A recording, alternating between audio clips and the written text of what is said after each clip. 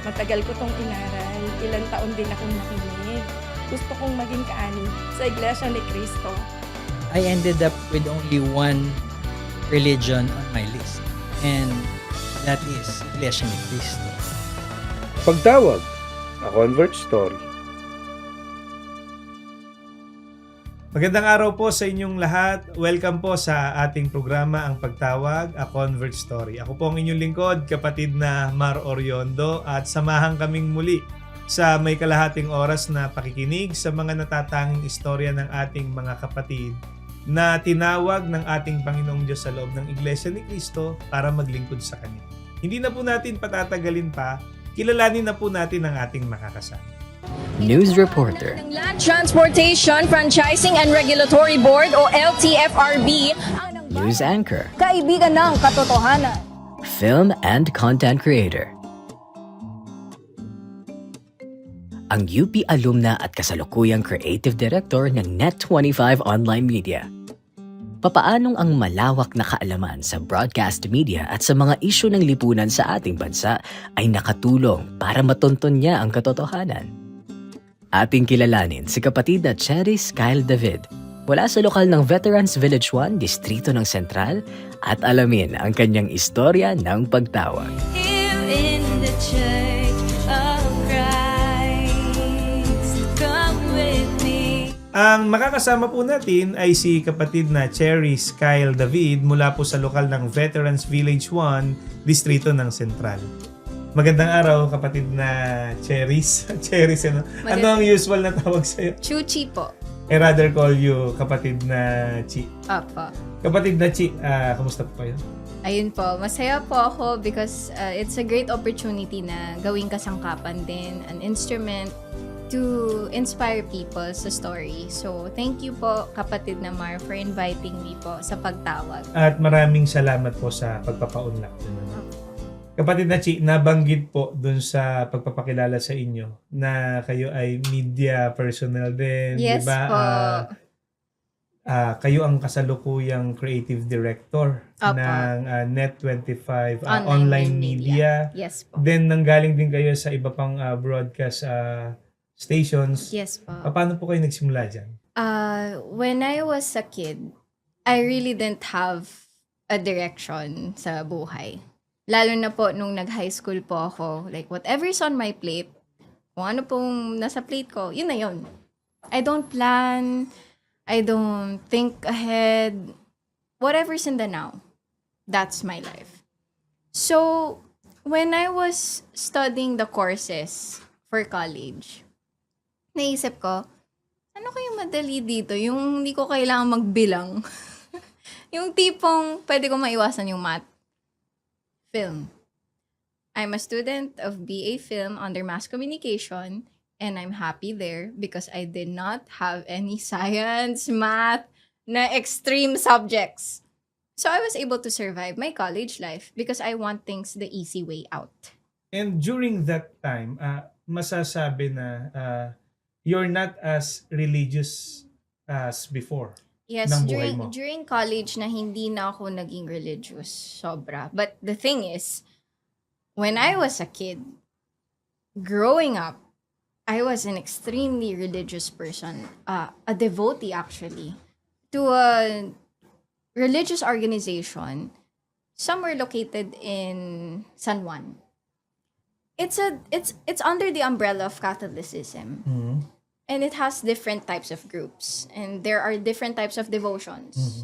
May isa devoted to Mama Mary. One is devoted to Santo Niño. One is devoted to different types of saints. In this particular church, they are devoted to a saint called Santo Niño. Yung child image version ni Jesus. So in this religious organization, after every worship service, there is a thing that happens there, and it's called like a healing miracle thing that's happening. Yung parang tinatawag nilang faith healing. Yes, May ganun, yun di ba? po, Apo. faith healing.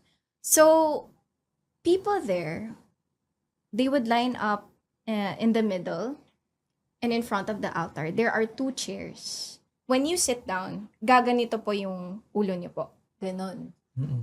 Because po, ang ginagawa ng healer, kukuha siya ng katas ng luya, Okay. as in yung mints na ha. Kaya may mga tubig-tubig tapos mga luya na konti lang. Kukunin po niya, tapos ilalagay po niyang ganun sa mata. Bakit po sa mata? They said, it's because it's the window of the soul. So, naka-cleanse yung spiritual life mo. And, nahi-heal yung mga sakit mo. So, of course, people there, of course, gusto nilang gumaling. Even people with cancer would go there. Masakit yun. Opo, try niyo po. Grabe yung luya sa loob ng mata niyo Tapos po. bata, di ba? Yes Pain po. tolerance. Yes po, you could hear children crying after the luya. And it's something that became normal. There was another practice there. Somewhat there were doubts as well. Merong maliit na room. And then the healer would enter the room and go to the bed and lie down. After a few minutes, iibahin niya yung boses niya. Sasabihin niya, ano po kailangan nyo? Ang practice na yan, ang espiritu daw ng Diyos pumapasok sa katawan ng tao para makausap yung mga tao na nangangailangan ng tulong. Of course, people who are desperate would go for that. Direct contact sa Diyos. Sino bang aayaw doon? So talagang maraming followers yan. Maraming pumupunta doon to get a conversation with God. Then that means, this is our ultimate salvation. Kasi close ka na kay God eh. All you have to do is ask Him to never forget you. So, That's how they portray it. yes. And all this time, we were brainwashed to believe that our lives are getting better, that our sicknesses are getting better, that people with cancer who go there are getting better. In what grounds? On what grounds? 2016 was the turning point in my life.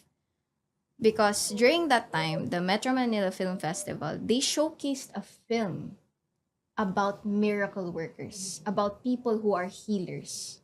People would line up to this person in the film, but this time it was a child. So it's actually kind of creepy because the religious organization is portraying Santo Niño, the childlike Jesus. In the film, they used a child as the healer. It's so similar. So it got me hooked. While I was watching the film, the entire time, kinikilabutan ako. Most especially, syempre may intro, climax, tapos resolution. Sa dulo, merong nakalagay, beware of false prophets. They are clothed in sheep's clothing. I just realized that not only me, I'm experiencing this. A lot of people are experiencing those types of healers pretending to be God's chosen one. So what happened to your faith after that? Ayun nga po. Imagine po ito, kapatid na Mar. 6 years kang godless. Godless in a sense na hindi ka na ba naniniwala sa Panginoong Diyos? Or it's just that na hindi mo alam papaano maglilingkod sa Panginoong Diyos? I know that there's something higher. So, ang mindset na lang is, okay, since there's someone higher, I'll just be a good person so I don't go to hell. So, yun yung naging But practice you don't ko. have any religious practices? Yes po. You don't have anything to do Yes with pleasing God po. Yes because po. for sure, magulo po sa isip ninyo. Opo. Sino ang Diyos? Yes po. I just said to myself, okay, at least I'm done with the trauma. But imagine that religious trauma that you carried. Ang hirap pumasok sa kahit anong religious organization. Mahirap po talaga. So, papaano po pumasok ang Iglesia ni Cristo sa buhay ninyo? Paano po kayo natawag sa Iglesia ni Cristo? So, yun po, when I was at the point where I couldn't handle it anymore, my family told me, relax ka muna sa bahay ng kakilala namin. I stayed there for a week po. And I noticed something that it caught my attention. It was the pandemic. So, syempre, walang church, walang gathering, walang mall, walang lalabas. But these people, they dressed up. Who are they, by the way? They are a iglesia family. They were dressed like as if they were going out. But they were just there in the dining area. Nakasapatos, nakamagandang damit, nakasuit. And then I thought, akala bawal lumabas. And then I saw them, they were already gathered to pray. So, very solemn yung pananalangin nila. They were closing their eyes. They were really, as in, yung ramdam mo, yung Did you live sincerity. with them during the time po? For a week lang po. For a week lang. And because of that, I started to ask questions. Ano po yung ginagawa niyo po? Ano po ito? Worship service sa bahay. Kasi kasi bawal po. Opo, tuloy pa rin po ang pagsamba namin. At yung binabanggit mo po, yan po yung panahon para sa kabatiran ng mga kababayan natin nakikinig na ipinasya po ng pamamahala sa loob ng Iglesia ni Cristo na maisagawa ang mga pagsamba na karapat dapat sa harapan ng ating Panginoong Diyos sa loob ng tahanan, sa bahay. Kasi nga hindi makakalabas eh. Opo. Hindi opo. makakapunta sa kapilya o gusaling sambahan dahil sa lockdown. Opo. At nakita ninyo mismo na kung paano nila ito isinagawa, Mm-mm. kung paano nila ito tinupad. At yan din po ay sa pamamagitan din ng paggabay ng pamamahala sa loob ng Iglesia ni Opo. Cristo. So, Sabi kong tibay naman mga to. Grabe Mm-mm. sa faith pa lang. Kasi kami, nung pandemic, wala na eh. Like, bye. Everyone's just bye na. Bahala na kayo. Just pray na lang sa bahay niyo. Ganun. Walang sistema. That family had a system that they followed under the iglesia. Sabi ko, wow. So I started, asking questions sa head of the family nila. His name is kapatid na Once. Tapos when I approached him, I said, ano po yung religion niyo po dati? Gumano no. Nag-assume na lang ako baka ano po ako, Katoliko ako dati. Ganyan siya. Tas, nagtatanong-tanong ka. Di ibig sabihin nun, curious ka. Alam nyo ba, saan ko nakita yung Diyos ko? Sabi ko, saan po? Sa storage room. Tas ako, napaisip ako. Oo nga, no? Kasi kahit nung ako, Katoliko, mga imahe na binubuhat namin, after the prayer, we just leave it on the table. Or we leave it on the floor. Then we just get on with our lives. So, I related with what he said. Sabi po niya, yung Diyos namin, alam mo saan nakatago? Sa storage room. Nasa sahig. Ganyan ba ang Diyos? So, kinilabutan ako. Sabi ko, oo nga no, ba't yung Diyos namin nasa sahig? Tapos sila, wala kang makikitang Diyos. As in, walang picture, walang grocery, walang candle or anything. walang rebulto, Wala po. statue, Wala diba? po talaga. Na sinasabi nilang representation ng Diyos. Yes po. Sabi ko, their God is real. Okay? Yeah, you don't see it. But that's the thing about faith eh. You don't see it. You feel it. You believe it. That's how I saw their God. Okay? Back to you, people. At meron po akong nilapitan doon. He is the first ever, as in, Iglesia ni Cristo na estudyante from UP na kinausap ko para humingi ng tulong kasi gusto ko pong pag-aralan ang mga salita ng Diyos. For the longest time, whatever on my plate, yun na yun. Okay, yes. But this time, I wanted to have a direction. I really wanted it. So I started with the doctrines, with the Bible study. What are your goals? To have a God. Ganun lang po kasimple. To have a God. Because for the past 6 years that I've been godless, I think the only thing I need right now is a God. Doon sa loob ng 6 na taon, Opo. sa puso mo, hinahanap mo rin ng tunay na Diyos. Yes po, because I was really lost. I was already having a hard time with the people around me, the environment. I just couldn't understand what was going on. And then, when I really met that family, when I spent time with that family, sabi ko, I'll never forget how amazing how life happened. Because 2016, natauhan ako sa cult na nasalihan ko talaga since I was a kid. And then, pandemic, kumbaga yung mga masasamang nangyari sa buhay ko, pinihit pa rin sa mabuti. Papunta sa Kanya. Yes po. Ginamit po niya yung mga bagay na akala mo masama, purely masama na, pero nagawa pa rin akong matawag. And then, everything that I learned came from the Bible. So sabi ko, okay, this is a legit source. Because there's an actual source. And that you can read. And it's universal. Sabi ko nga, okay, this is the first time I'm actually having a direction in my life. I will continue. What's the primary lesson that caught your attention? Bawal ang rebulto. Hindi pwede yun. Yun nga mismo sa Catholic nga, may mga nakalagay na do not worship images. And then yet we're doing it. And dito ako natuwa po talaga. Before you are part of the Iglesia ni Cristo, iniintindi nyo muna anong pinapasukan mo. Hindi po tulad sa religious organization na yan, be an innocent child of God, just follow. So you were not forced? Yes po. Ako po, mismo po talaga. I really wanted to learn. And no one influenced me. Pero ito po, I want to share lang po.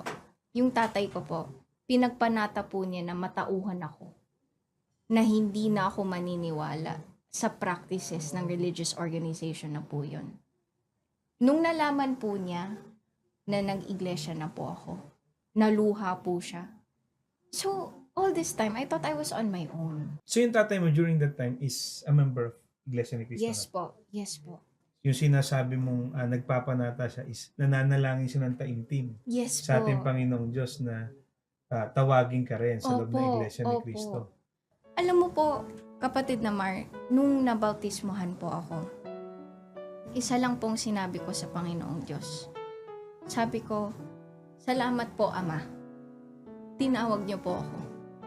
Hindi ko makalimutan yan. Kasi, syempre, if you're godless for 6 years, what kind of person will you be? I've been making mistakes here and there. And I'm probably the most horrible person in this world. And yet, tinawag pa rin ako. So parang pakiramdam mo, you're not worthy. Yes po. Sino Diba? ba naman po ako, diba? Kaya, kahit ikaw pang pinakamasamang tao sa mundo, at tinawag ka ng Diyos, mahal ka niya. Totoo Ikaw po lang yun. po talaga ang makasagot. Tatanggapin mo ba ang pagtawag niya? Ang Panginoong Diyos tumatawag talaga Opo. ng mga taong maglilingkod sa Kanya. Opo. Pero sa pagtawag ng ating Panginoong Diyos, ang tutugon, yung tinatawag eh. Nasa Kanya kung tutugunin niya yung pagtawag ng Panginoong Diyos. Nasa Kanya kung susundin niya yung kalooban ng Opo. Panginoong Diyos. At sa awa naman din po ng Panginoong Diyos, tinugon ninyo Oo yung nga pagtawag po. niya sa inyo. Opo. Maraming salamat, kapatid na Chi. Pero bitinin lang po natin ng konti.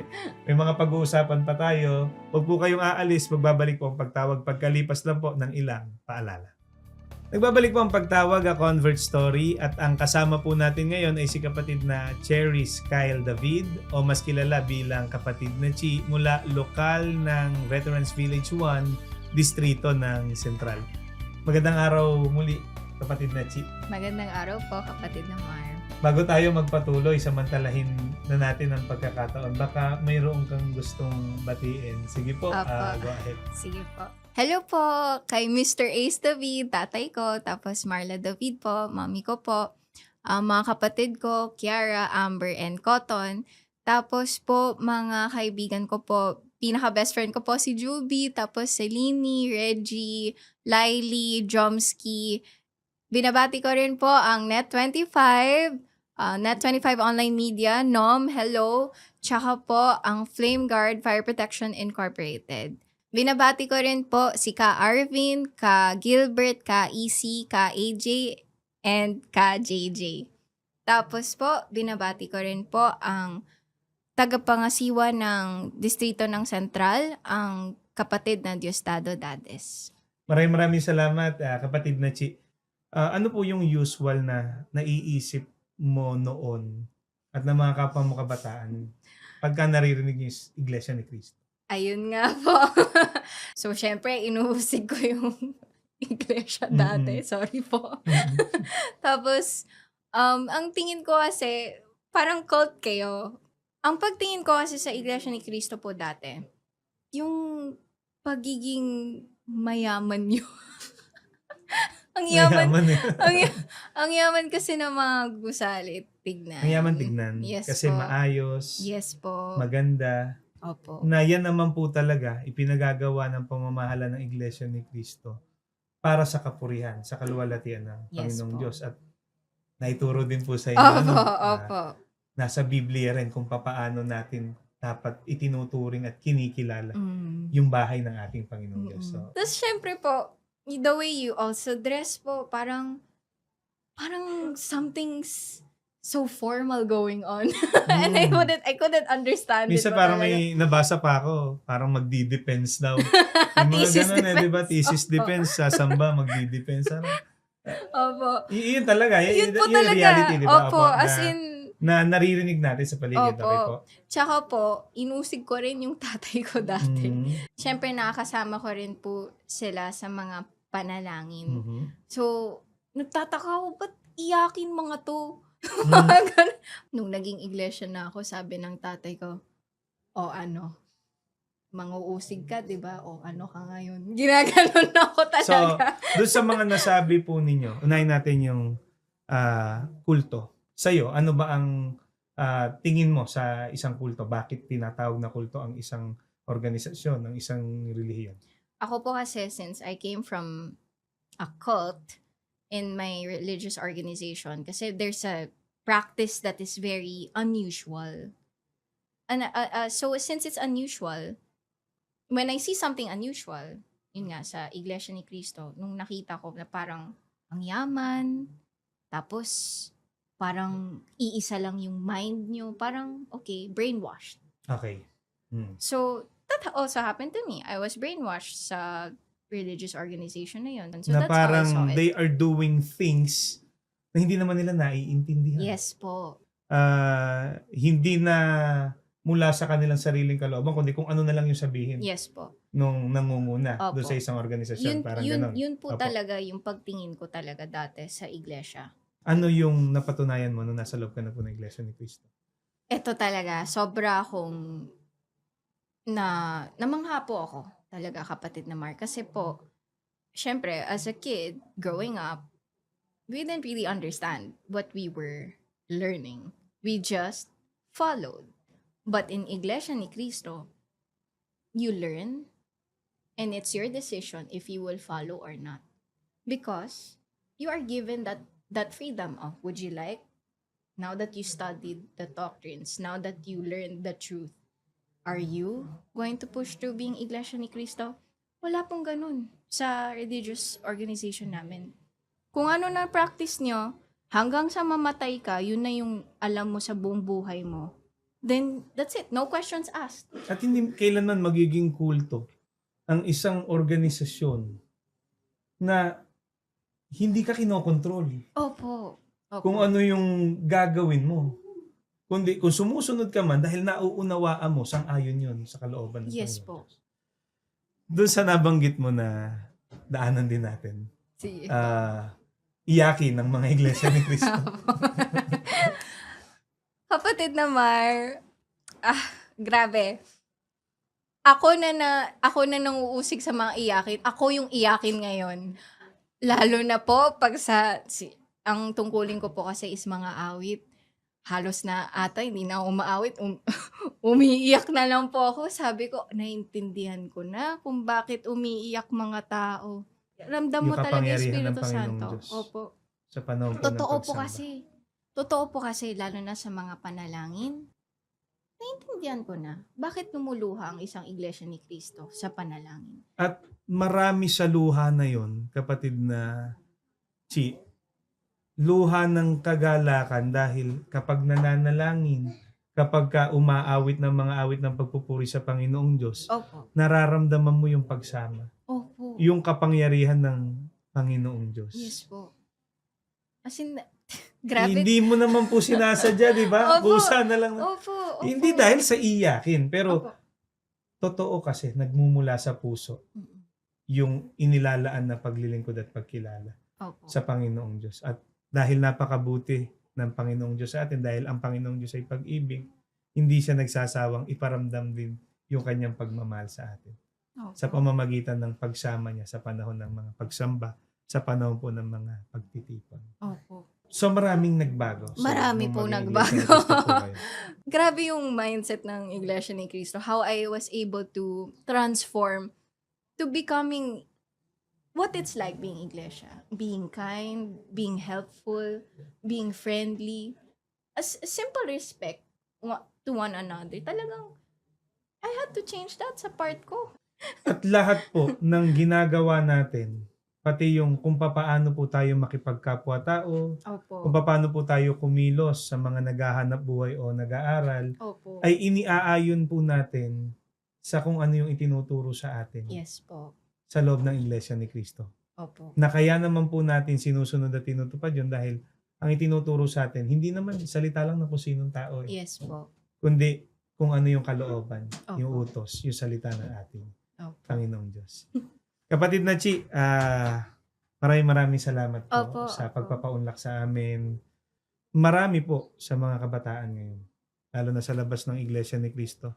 Katulad nga ng mga nabanggit mo, hindi naman po nila naiintindihan to eh. Opo. Hindi naman nila nauunawaan saan tayo nanggagaling, bakit Mm. ganito yung ating debosyon, Mm. bakit po tayo nagsisikap tumupad ng tungkulin kahit masama ang panahon, kahit may problema tayong kinakaharap, nagpapatuloy tayo sa paglilingkod, sa pagsamba. Hindi natin pinababayaan yung ating pagka-Iglesia ni Cristo.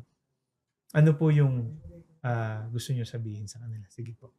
I understand where you're coming from. Kasi it's really difficult to deny yourself of the freedom that you're actually very used to. Lalo na it's always easier choosing the path that makes you feel comfortable. But there are times that choosing the uncomfortable path is actually the better and the right one. And that was something I had to go through. Even up to now. Kahit nasabihin Iglesia ni Cristo ako, may mga times talaga na kailangan kong i-deny sarili ko kasi ito yung tama. And I understand why it's difficult sa mga taong hindi kaya talagang to submit to the right teachings because you're used to what is making you comfortable. Ito lang ang payo ko sa inyo. Be uncomfortable. That's how you're going to learn. If it has to hurt you, if it has to make you feel uncomfortable, do it. Because at the end of the day, you'll realize that you're actually in the right path. Maraming salamat, kapatid na Chi. At ang sinasabi po ninyo, yan naman talaga ang tunay na Kristiyano. Hindi yung sarili nating gusto ang dapat na masunod, kundi kung ano yung kalooban, kung ano yung utos ng ating Panginoong Diyos. At magagawa po nating masunod ang kalooban ng Panginoong Diyos unconditionally, Yeah. without any reservation, kapag ka natutunan din po nating itanggi yung ating sarili. Ang nakasama po natin ngayon ay si kapatid na Cheris Kyle David mula po sa lokal ng Veterans Village 1, Distrito ng Central. Sana po ang episode natin na ito ay muling nakapagbigay ng panibagong inspirasyon at pag-asa sa bawat isa sa atin. Bago po tayo pansamantalang maghiwa-hiwalay, binabati at pinasasalamatan lang po natin ang SEBSI President and CEO, ang pangalawang tagapamahalang pangkalahatan ng Iglesia ni Cristo, ang kapatid na Angelo Eranio V. Manalo. Gayun din po ang pinakamamahal nating kapatid, ang kapatid na Eduardo V. Manalo, ang atin pong tagapamahalang pangkalahatan. Hanggang sa muli po, samahan po ninyo kami dito sa programang Ang Pagtawag, A Convert Story. Maraming salamat po.